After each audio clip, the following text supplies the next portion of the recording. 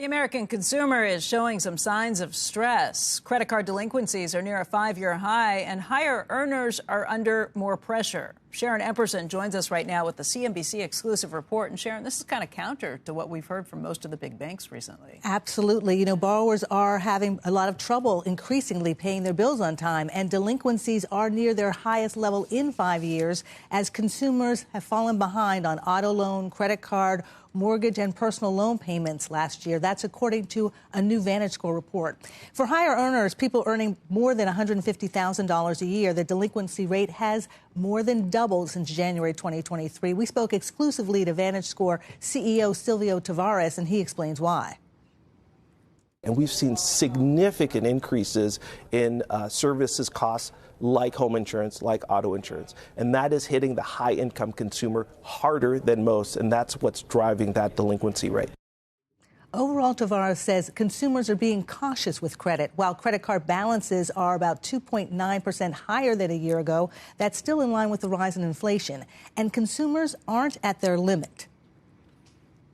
Credit utilization actually decreased on a year-over-year basis. It was actually down about a full percentage point to about 51.6% credit utilization.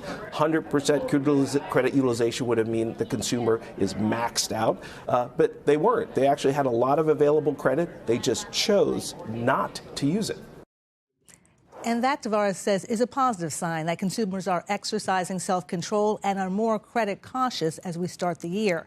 You know, despite last year's strong stock market gains, concerns about inflation and unexpected prices remain. He says that's especially high among high-income consumers. And, Becky, there are other reports out, Bain & Company and others, pointing to upper-income consumers saying that their intention to spend is less going into the start of the year. A lot of them kind of perhaps spooked by the pullback in the market at the end of last year. This is a significant headwind, though, perhaps for the year ahead, because if the upper income consumers are spending less and discretionary spending is down, that could have impacts more broadly. It's just that it's counter to what we've heard from a lot of the big banks that have reported earnings in the last week or so. They say that Americans are still kind of very strong, especially what we heard in the fourth quarter as we headed into the holiday season. The end of December, beginning of January were pretty strong for some of those things. I guess there are hidden costs, like the insurance costs you mentioned, that are popping up there catching people too. I think things are catching people by surprise, and these kind of income-adjusted prices where the more